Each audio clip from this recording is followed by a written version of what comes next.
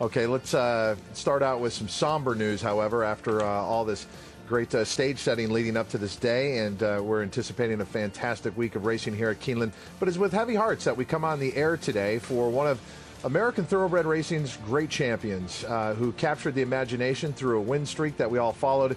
Cigar has passed away. In fact, he was also a popular visit to the Kentucky Horse Park out here. And Simon, you worked with him, up close with him.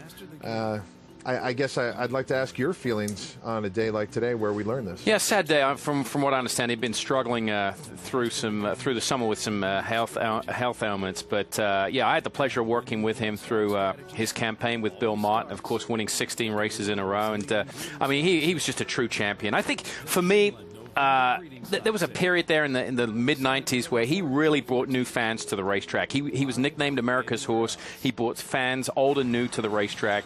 And I think the most poignant part of his career was winning the inaugural Dubai World Cup. I mean, that really put that race on the map, and Sheikh Mohammed would go on record as saying that as well. The fact that a horse could fly halfway around the world and take a huge purse at the time. It was, what, $3 million at the time, $5 million at the time.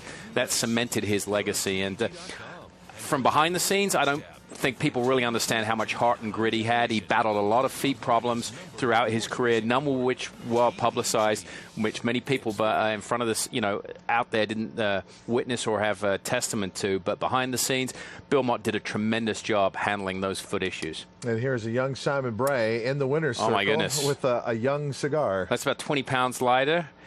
And, yeah, about 2 more inches of hair back in the day.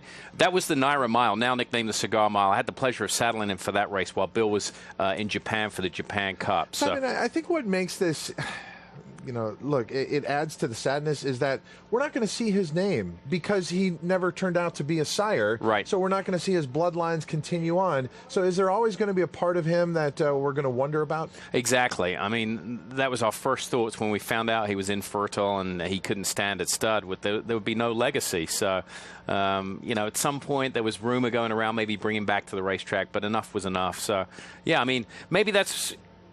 good champions should go out on top, and that's it. Just stop it right there, and that's what happened in his case. I had the privilege with one of our directors here at TVG to go out to the Kentucky Horse Park, taking the whole experience, and they brought Cigar out for us. This was a number of years back, and now to think that he's no longer part of that family out there is indeed very sad. So our condolences to everyone connected with Cigar and just the racing world in general who appreciated what he was able to do.